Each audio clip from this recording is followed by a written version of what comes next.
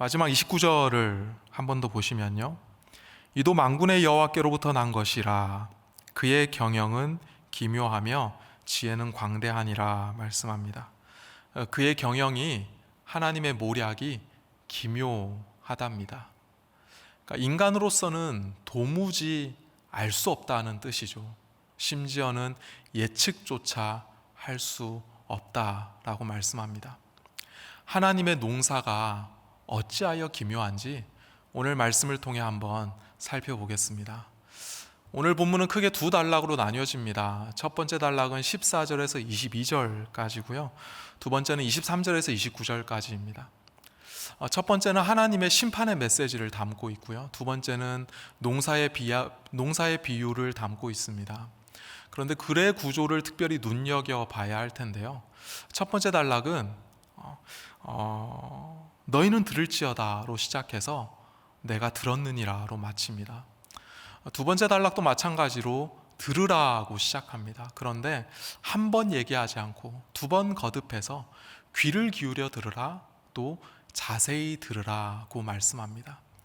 이처럼 들으라는 말씀을 많이 언급하는 이유는 뭘까요? 그만큼 하나님의 말씀을 듣지 않기 때문이겠죠.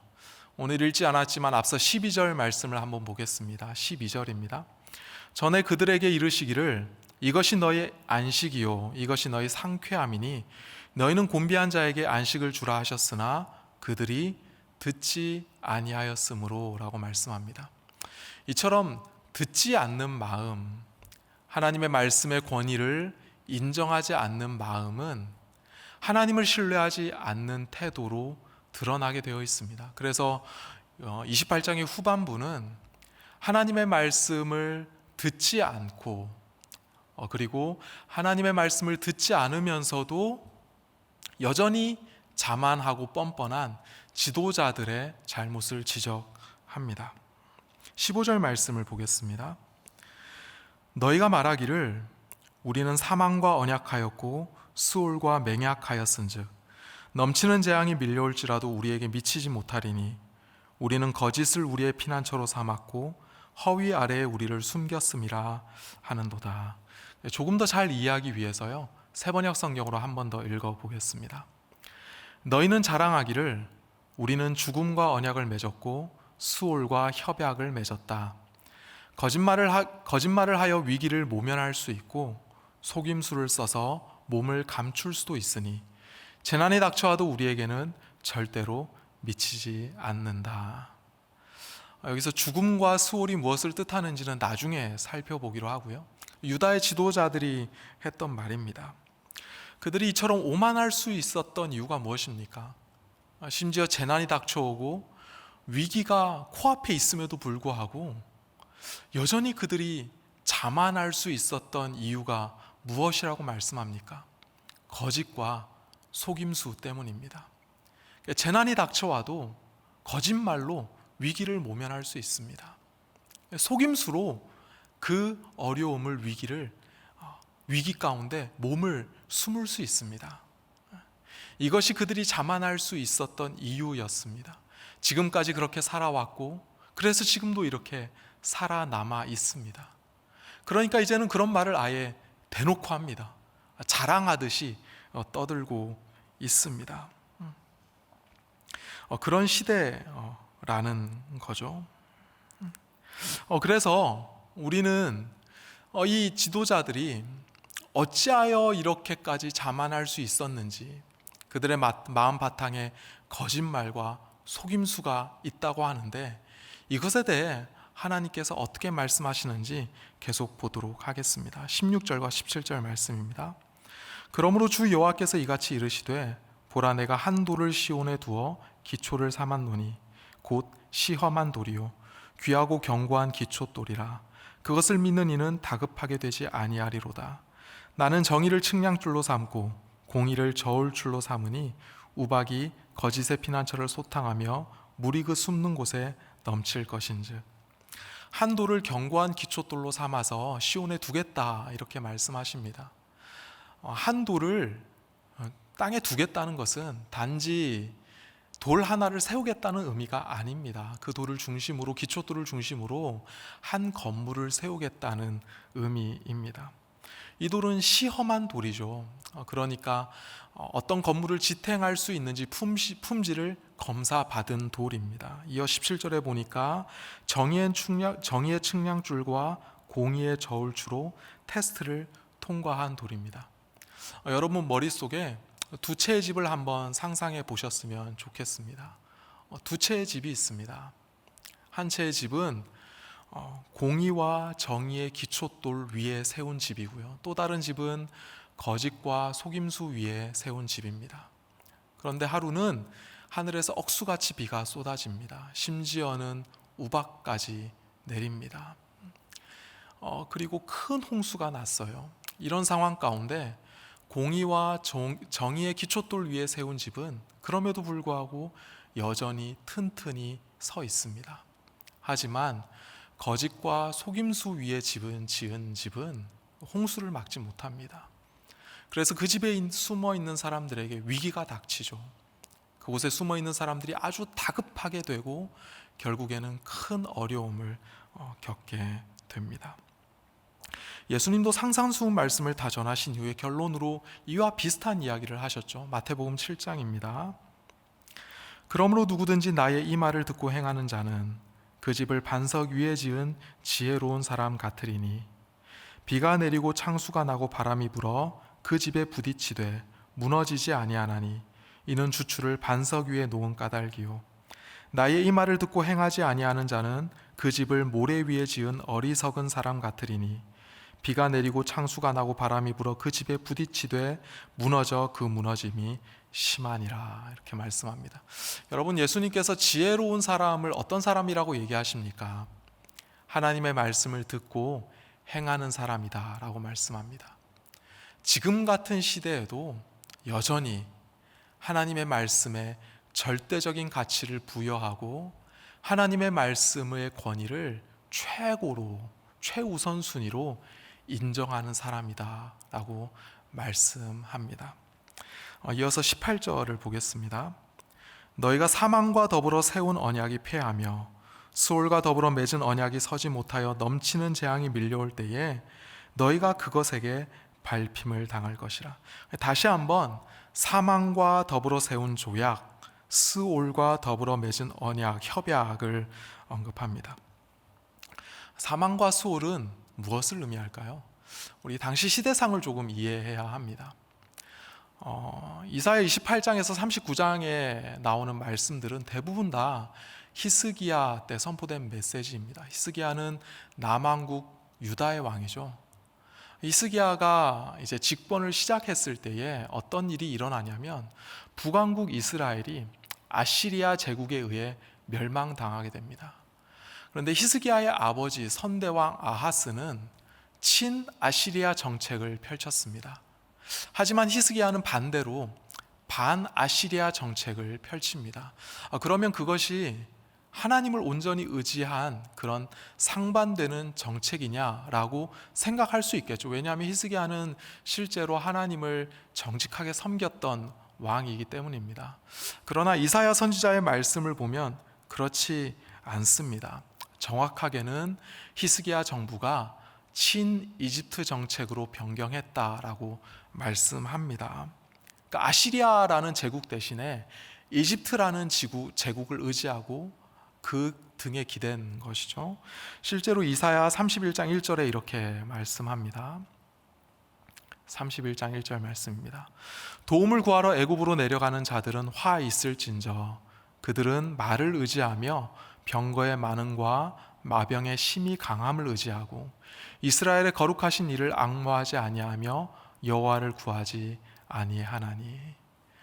실제로 30장 그리고 31장에 넘어가면 정확하게 언급합니다. 남왕국 유다의 정부가 하나님을 구한 것이 아니라 이집트의 군사력을 의지했다, 이렇게 평가하고 있습니다. 고대 이집트에서 널리 숭배했던 신 중에 오시리스가 있습니다. 오시리스는 죽음의 신이고 저승의 신입니다. 그러므로 사망, 수올을 저승이다 이렇게 이해할 수도 있죠. 사망과 조약을 맺고 수올과 협약했다, 동맹을 맺었다. 이것은 이집트와 정치적인 동맹을 맺었다는 뜻입니다. 이집트와의 정치적인 동맹을 이처럼 풍자적으로 고발하고 있는 내용입니다. 당시의 정치 지도자들은 이집트와 동맹을 맺고 나서 백성들을 안심시켰습니다. 이제는 이집트가 우리를 지켜줄 거야. 아시리아의 공격으로부터 우리는 안전할 수 있을 거야. 하지만 이것이 거짓이라는 거죠. 거짓과 속임수 위에 세운 집일 뿐이다 라고 말씀합니다. 실제로 역사 속에 이집트가 아시리아로부터 남왕국 유다를 지켜주지 못합니다. 이집트 또한 같이 패합니다. 그런데 당시 지도자들에게는 나름대로 신학적인 근거가 있었습니다. 그것은 무엇일까요? 하나님께서 임재해 계시는 예루살렘 성전은 결코 무너지지 않는다. 다윗 왕조는 결코 망하지 않는다는 신학적인 근거가 있었습니다. 우리가 성전에서 매번 열심히 제사를 드리기 때문에 하나님은 우리를 축복하셔야만 한다라고 생각했습니다. 우리는 이미 구원받고 선택받은 민족이기 때문에 우리가 무슨 짓을 한다 할지라도 하나님은 우리의 편에 서실 것이다 라고 생각했습니다. 잘못되고 무서운 신학이죠. 이런 신학이 나름대로 근거에 있었기 때문에 이처럼 오만하고 뻔뻔할 수 있었던 겁니다. 그들의 잘못된 신학에 대해 하나님께서 이렇게 응답하십니다. 21절 말씀입니다. 대저 여호와께서 브라심 산에서와 같이 일어나시며 기브온 골짜기에서와 같이 진노하사 자기의 일을 행하시리니 그의 일이 비상할 것이며 자기의 사역을 이루시리니 그의 사역이 기이할 것임이라. 여기서 비상하다, 기이하다 이렇게 번역된 단어가요, 원래는 낯설다, 이질적이다 또는 이방인이라는 뜻입니다. 그러니까 주 여호와 하나님께서 이제 자기의 일을 행하실 텐데요, 이것이 남왕국 유다 백성들에게, 하나님의 백성들에게 굉장히 낯설고 이질적이게 느껴질 거라는 말씀이죠. 쉽게 얘기하면 하나님께서 유다 백성들에게 이방인이 되실 거다는 말씀입니다. 브라심산과 기브온 골짜기에서 과거에 무슨 일이 있었습니까? 브라심산은 다윗이 블레셋을 무찌른 전장입니다. 사무엘하 5장 20절 말씀입니다. 다윗이 바알 브라심에 이르러 거기서 그들을 치고 다윗이 말하되 여호와께서 물을 흩음같이 내 앞에서 내 대적을 흩으셨다 하므로 그곳 이름을 바알 브라심이라 부르니라. 그러니까 브라심이라는 뜻은 흩다, 깨뜨리다 이런 뜻입니다. 그러니까 바알을 섬기는 블레셋을 깨뜨리고 나서 그 지역 이름을 바알 브라심이라고 지은 거죠. 기브온은 굉장히 유명한 전장입니다. 여호수아가 아모리 족속과 전쟁을 할 때에 태양아 너는 기브온 위에 머무르라 라고 외쳤던 곳입니다. 그러니까 하나님께서 이같이 사람의 말을 들으신 일이 전에도 없었고 후에도 없는 그런 유명한 전장입니다. 그런데 하나님이 이렇게 싸우시는데, 이때는 과거에는 이스라엘 편에 서서 이방 민족을 대적하셨는데요, 이제는 어쩌시겠다는 겁니까? 이제는 이와 같이 이스라엘을, 남왕국 유다를 무찌르겠다라고 말씀합니다. 그러니까 막 청천벽력 같은 소식이죠. 그러니까 상상도 하지 못했던 그들의 신학을, 잘못된 신학을, 오만한 신학을 완전히 깨뜨리는 그런 말씀입니다. 근데 여기서 끝나지 않고 마지막에 농부의 비유를 얘기해 주십니다. 그러면서 귀 기울여서 자세히 들으라고 하나님께서 당부하십니다. 어떤 내용인지 보겠습니다. 24절과 25절입니다. 파종하려고 가는 자가 어찌 쉬지 않고 갈기만 하겠느냐? 자기 땅을 개간하며 고르게만 하겠느냐? 지면을 이미 평평히 하였으면 소회양을 뿌리며 대회양을 뿌리며 소맥을 줄줄이 심으며 대맥을 정한 곳에 심으며 귀리를 그 가에 심지 아니하겠느냐? 밭을 가는 사람이 씨를 뿌리기 위해서 온전히 밭을 갈기만 합니까? 그러니까 계속 땅을 갈아엎기만 합니까? 아니라는 거죠. 땅을 갈아엎는 목적은 그 행위 자체에 있지 않고 씨앗을 심는 데 있습니다. 더불어 씨앗을 심는 목적은 궁극적으로 열매를 맺기 위함입니다. 그러니까 씨앗을 심을 때도 마음대로 흩뿌리는 것이 아니라 방법이 있어요. 그것이 25절 말씀이고요. 더불어서 이후에 추수할 때도 방법이 있다 이렇게 말씀합니다. 27절과 28절 말씀입니다. 소의 도리깨로 떨지 아니하며 대회양에는 수레바퀴를 굴리지 아니하고 소의 작대기로 떨고 대회양은 막대기로 떨며 곡식은 부수는가 아니라 늘 떨기만 하지 아니하고 그것에 수레바퀴를 굴리고 그것을 말구로 밟게 할지라도 부수지는 아니하나니. 자, 향신료로 쓰는 소해양과 대해양은 타작기를 쓰지 않는다라고 말씀합니다. 우리는 이제 농사법을 모르니까요. 그 당시 사람들은 너무나 잘 아는 얘기인데요. 타작기, 도리깨랑 수레바퀴를 쓰지 않습니다. 왜냐하면 밀과 보리에 비해 약한 알곡이기 때문이라는 거죠. 그러니까 이런 약한 알곡들, 비교의 약한 알곡들을 추수할 때는 작대기나 막대기를 쓴다는 겁니다.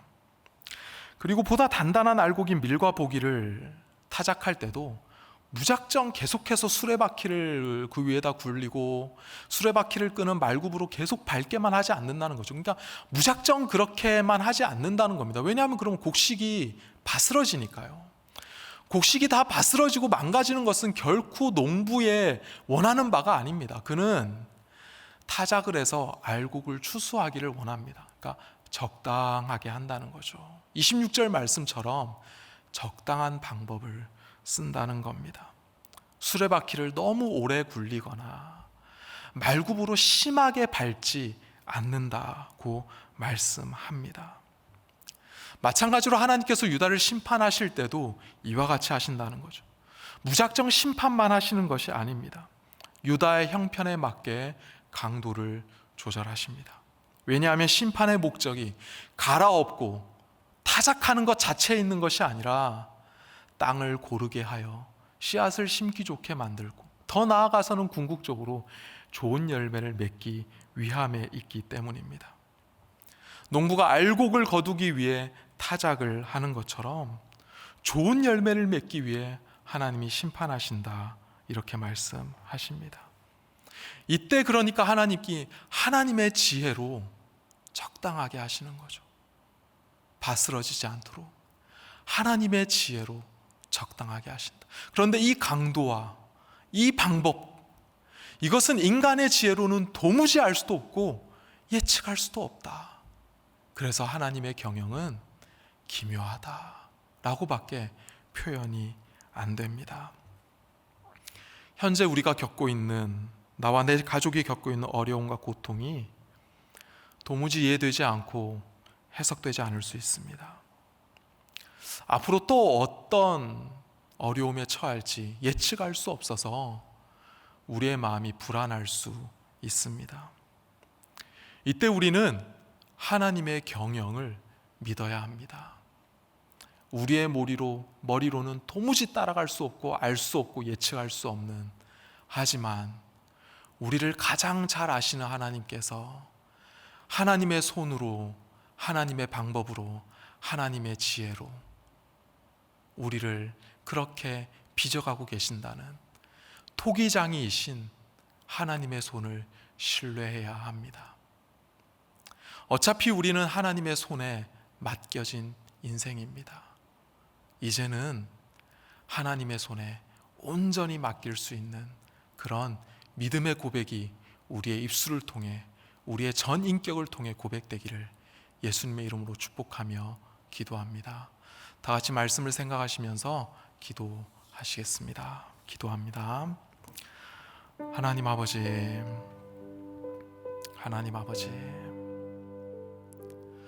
참 어려운 시기를 우리가 지나고 있습니다. 두려울 수밖에 없고 불안할 수밖에